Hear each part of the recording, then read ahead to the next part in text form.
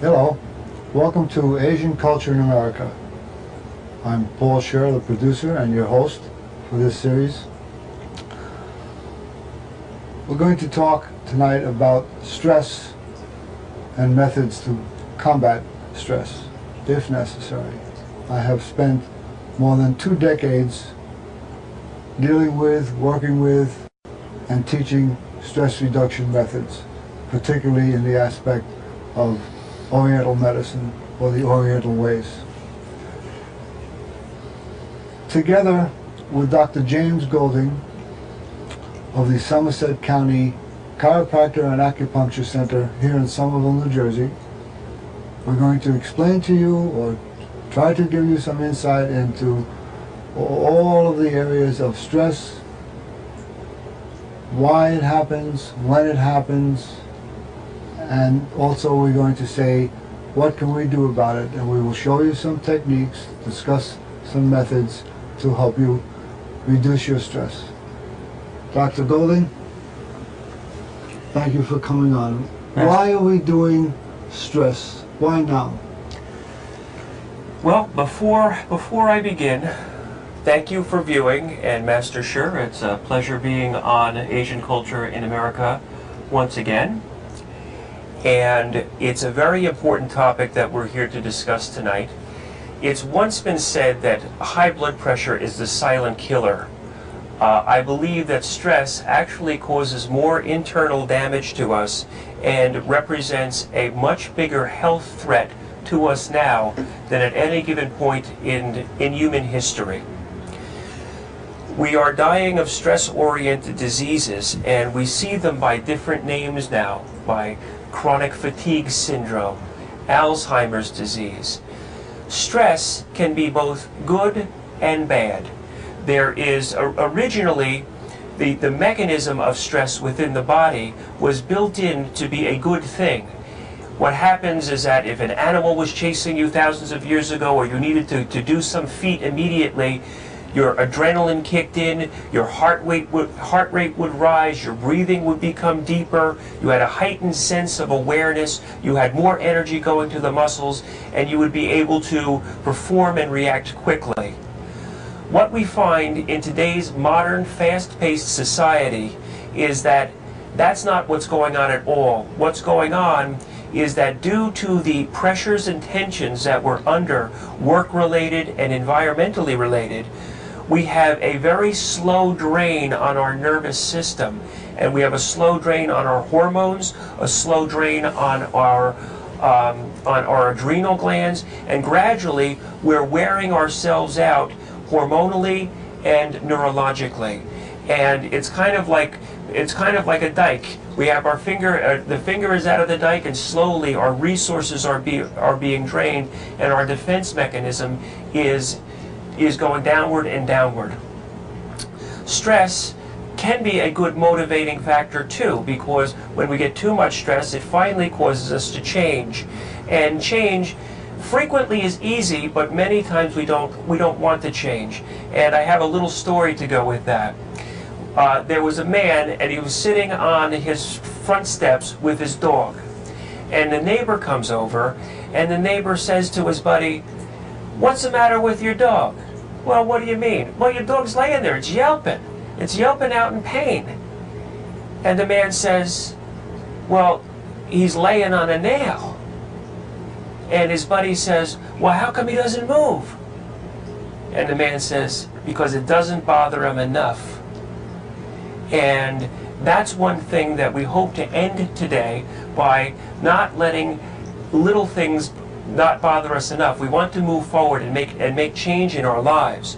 So to help to eliminate stress, we're going to take a brief look at all of the ways in which we can change our lives and eliminate depression, frustration, anxiety, fear of the future, fear of the unknown, and we can do this very quickly by taking some stock in our lives.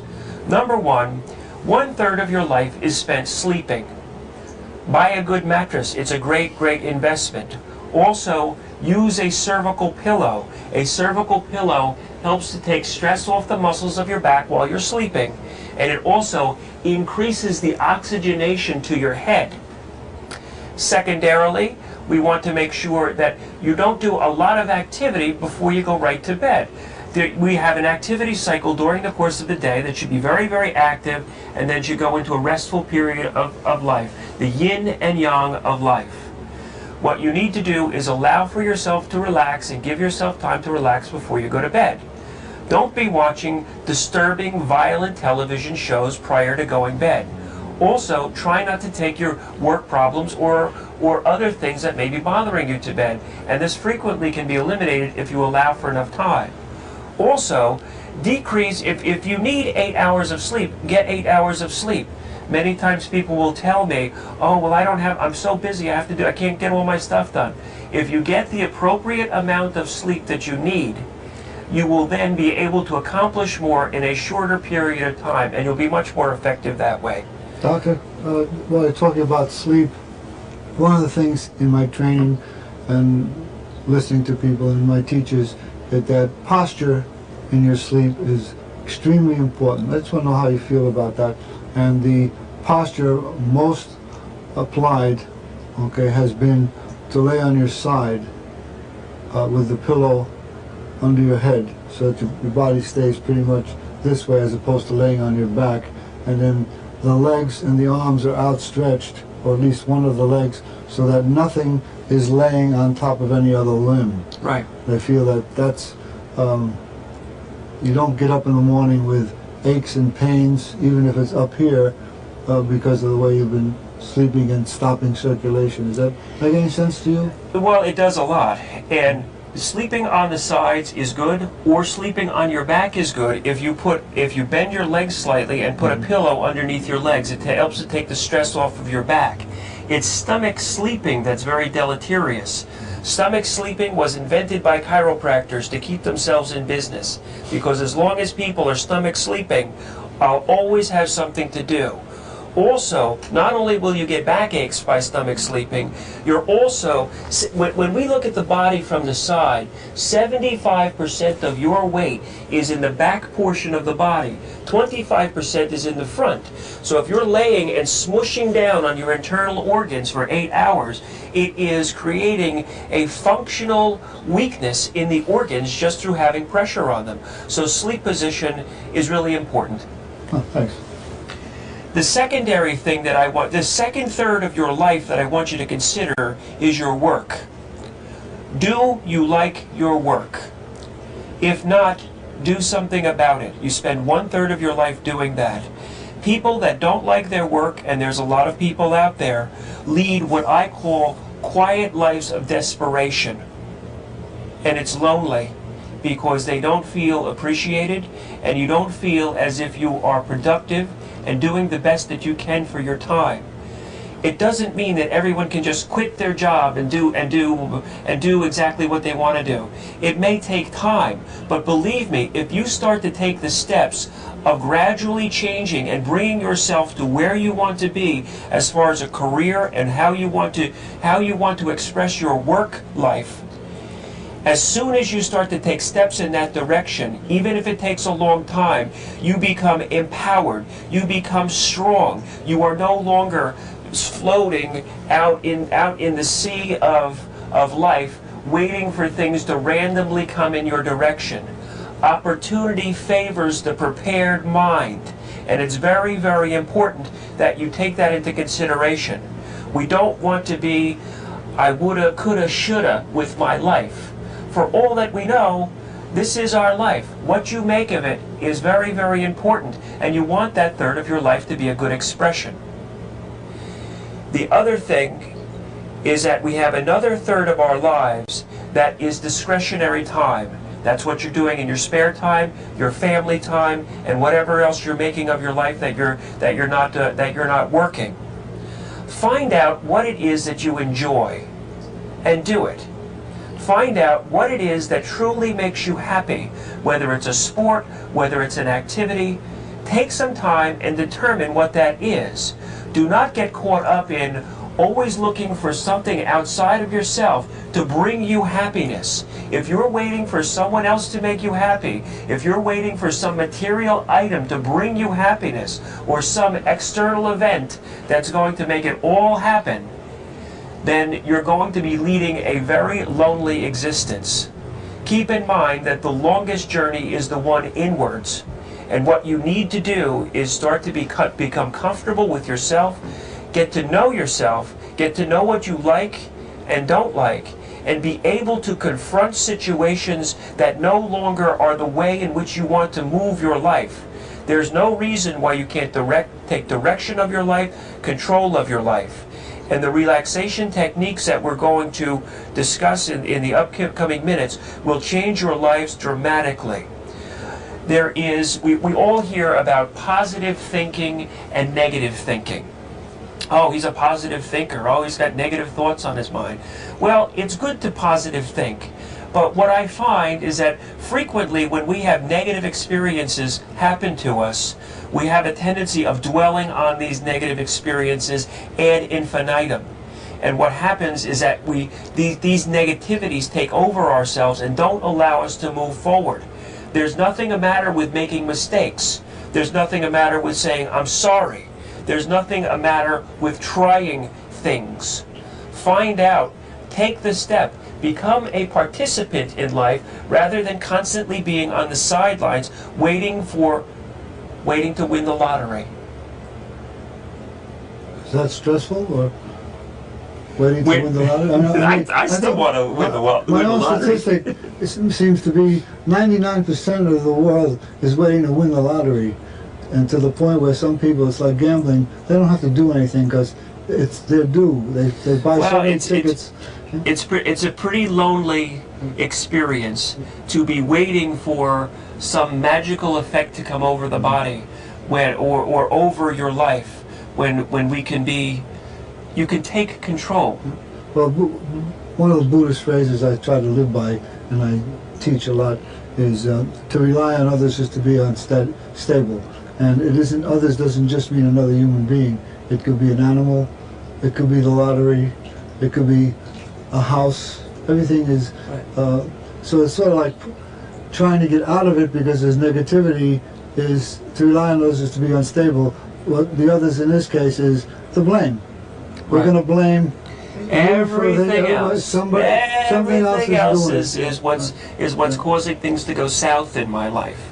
And let's get outside of that situation and empower ourselves, make ourselves strong, and you'll find that if you incorporate these techniques into your lives, you will become not only happier and more centered and have balance in your life, but you will also become a magnet for other people and other situations, because people want to be around you. They want to participate in the goodness that they're experiencing.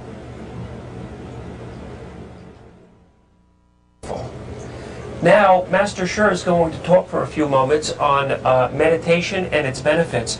I've been meditating regularly for 20 years, and it's become a part of my life, and it's an essential ingredient towards health and happiness, and he knows a tremendous amount about it.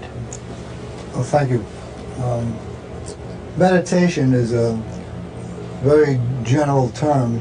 There are so many different ways to meditate, and there's sitting meditation, standing meditation, there's walking meditation. The walking meditation we might even consider to be a moving meditation. The walking, for instance, the Buddhist monks, when I was at the Zendo, they walk around the perimeter of the monastery, and how that becomes a meditation. Anything that you do in movement that requires you to be in one posture, one situation, and then you have to think of what is the next thing I'm going to do. So in the case of walking, you're here, and then you think, well, I'm here, and I'm going to step here. And once you get there, you've forgotten about where you were before, and you only think of, well, I'm here now, and I'm going to go the next step, and the next step, and the next step. So that becomes a continuum of thinking about where I am and where am I exactly next. It isn't like running, where you set a goal, I'm going to do 4K today, or 2K, or a quarter mile, where you are thinking entirely about the goal. That is not going to get you into a meditative state. Okay, that it has to be exactly what's the next step I'm going to do. In the case of something, a Chinese exercise like Tai Chi, which is what I do a lot of, that's the same thing. You're in one posture, and you got to stay relaxed, stay balanced in that posture, and then you got to think, well, what do I do next? You can't think of what's the 10th step. You have to think of what's next. Once you do that, you've forgotten number one, and you're going now on to the third step, whatever posture that is. And that becomes then where you so absorbed in those two states, this state and the next step, that you don't consider anything else. You don't think about bills you didn't pay. You don't think about anything except what's the next step. That would be like a Tai Chi or Qigong kind of exercise. There was years and years, decades ago, we had a lot of Chinese people come over here, and because of their situation, money-wise, they became dishwashers and kitchen help in restaurants. And if you can imagine, before the birth of the automatic dishwasher, you'd have the man take a plate, scrape it, put it in the rinse water, put it in the soapy water, put it in the rinse water, put it on the rack. Now we're talking 4,000, 5,000 plates and cups and glasses, and this is what they did for 12 to 15 hours a day. Okay, constant movement. Now, they didn't say, I got a plate here that's dirty and I got to put it on the rack. They would be very consistent about what they were doing, okay, where they just regulate each movement. And they tell that these Chinese people used to be in some sort of stupor, or like a fog, you know, and this was the moving meditation, because that's exactly what moving meditation is. Here they were by the rack, and they were in this water, then they were in that water. It was constantly going for hours and hours and hours. So that would be an example, I think, of a definite moving meditation. It's almost like the be here now. Yeah. You know, experience the moment. Don't be always anticipating what's going on. It's a matter of experiencing life. But don't we do that in Western terms? You say one day at a time, right? If you're so involved in winning the lottery next year, or going on a vacation in the spring, or all of these goals that are in the future. First of all, the future doesn't exist. It's a figment of your imagination. Just as the past no longer exists, it's history. So the only thing we have going for us is the present. It seems that we have great sayings like "stop and smell the roses," or "stop and smell the flowers." It's hard to do in New York City. But we have the sayings. We got the buzz. We just need to turn it into some reality for ourselves.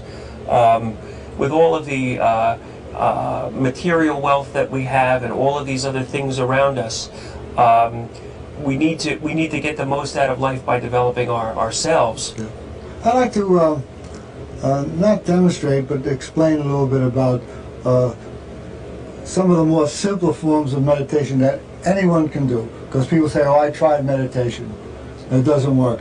You know, right. I tried eating, I didn't like it, so I stopped. Well, the meditation reminds me so much of the martial arts, because, what happens is that in meditation, it's just like working out. It takes a while to become good at it. Mm-hmm. It takes a while. You're always getting benefits from it right from the get-go. But we want to go from being, we automatically want to go from not knowing it to being great at doing something. And if we can't be great at it, then we don't want to do it. We don't want the investment to invest the time. But we're too busy.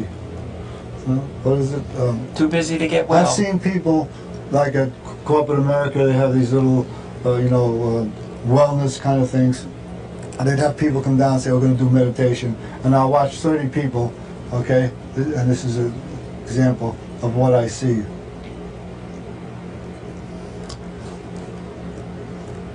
Because they think closing your eyes, that's all of a sudden you're going to meditate. You can't even sleep that way, you know. like that. So let me give a couple of simple things that anyone can do. If you can't do this, you probably can't do any other meditation.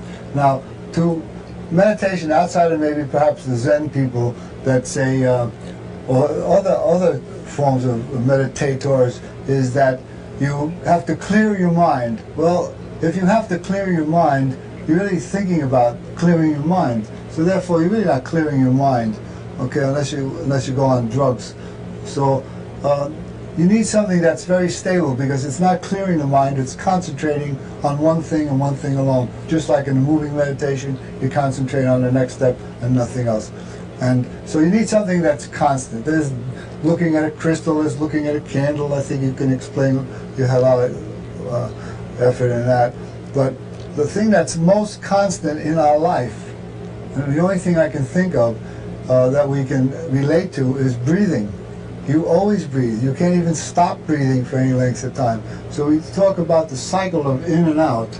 And if you concentrate on that, so what I teach, one of the simplest, is you breathe in through your nose, because that's natural. That's why we got hairs. Otherwise we'd have hairs in our mouth.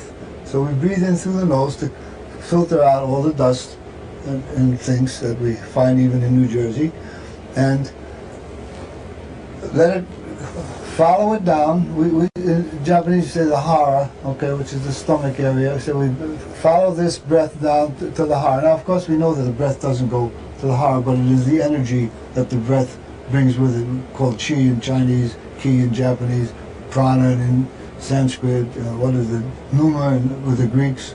Now, so we bring it down to the stomach, and then exhale by letting it out through the mouth. And this is one cycle. So we tell them to do that. First, relax a little bit, find a comfortable position, breathe in through your nose, down to the hara, and bring it out again through your mouth. And then after you do 4 or 5 of them, so that you get a sort of a natural feel for your breath, not to force it, not thinking hard and breathing very long cycles, because you can become hypersensitive to all this, you know. So you just natural breath in and out. I would say after you do 4 or 5 and you feel comfortable, then you count. So you count, we'll say maybe 5 cycles only, and this cycle that goes in and out. And then once you do the 5 cycles, the number is immaterial. You can take, as long as you don't say 500, you know, you're going to count to 500, you'll be sound asleep. Is then to just keep following the cycles. And that's one way, because that breath is going to continue. And the other way, which also taught to me, was not to count 5, but to count almost from the beginning, once you start, to 10 cycles. And then instead of counting to 98 or something, is to do 10 more. Because then you don't get lost and say, where was I? And all of a sudden you're out of the whole cycle. So you just count 10 cycles. And a lot of times, beginners, after the 2nd or 3rd cycles of 10, they're already in a somewhat starting to get a groove going. We call la la land. I don't know. Yeah. I don't know if that's a medical term, but we call la la land. It isn't sleeping.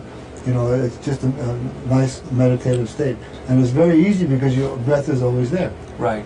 You know? And I've read that as Westerners, we actually frequently breathe wrong. We're using our chest to breathe and using the upper chest muscles rather than breathing from our diaphragm. So practicing that art actually helps the whole mechanism of your heart and your lungs to function better by using the equipment the way in which it was designed. Yeah. Well, actually, that is not necessarily the thing to do just for meditation. If you don't start breathing, and if you keep on breathing like we do in the West, shallow breathing, you're going to have a lot of internal organ problems. So the idea is to do it, we call like yoga, they said belly breathing, okay, and that is to breathe in through the nose, and while you're inhaling, blow up your stomach. Exhaling, you bring them down again. Okay, that's called normal breathing, because that's the way the babies pump when they're in the womb and when they start breathing as soon as they come out. So we call this natural breathing. The other way is to inhale and suck in your stomach, and then let it loose when you exhale. Now that's typical martial arts kind of breathing, because that gives you power. When you're trying to relax, you're not looking to get power.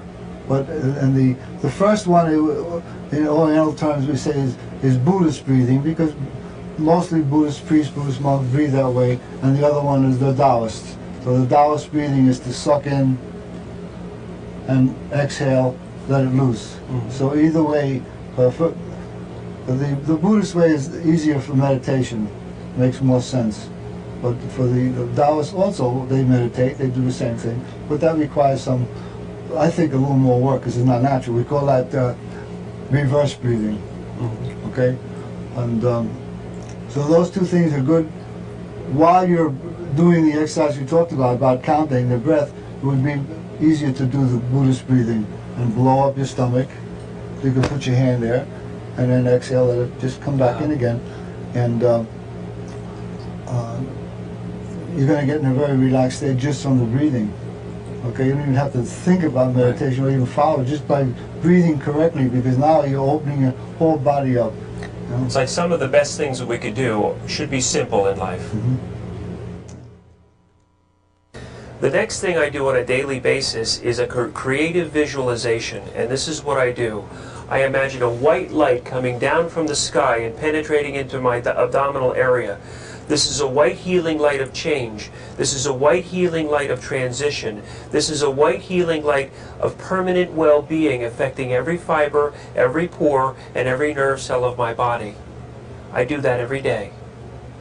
The other thing that I do is I imagine a wave, like an ocean wave, rushing up over my body, rushing back down again, draining and taking from me all of the pressures, all of the tightnesses, and all of the tensions from my mind and from my body, causing and allowing me to relax. A wave, like an ocean wave, rushing up over my body, rushing back down again, draining and taking from me all of the negativity, draining and taking from me all of my resistance to positive change, draining and allowing me to relax, causing me to relax, relaxing, going deeper, deeper and going deeper, deeper and going deeper and deeper and deeper. Well, Doctor, this is a tough one. With a limited time of 28.5 minutes for the show, there's so much you could talk about. You know, we could just go on and on. Almost every sentence could be developed into another seminar, practically. You know, and I hope that the audience. No, I don't hope. I'm sure the audience got something from this, and some explanation or some insight into that they do have stress, and stress is not just there to kill you, that there are things to do about it. You can take control of your life, and you can lead an enhanced life from incorporating some of these techniques, and don't wait any longer. Thank you, Master Sher. Thank you for coming. This, of course, is Dr. Golding from the Somerset County Chiropractor and Acupuncture Center in Somerville, New Jersey. And, of course, I'm Paul Sher. Thank you for watching. Good night.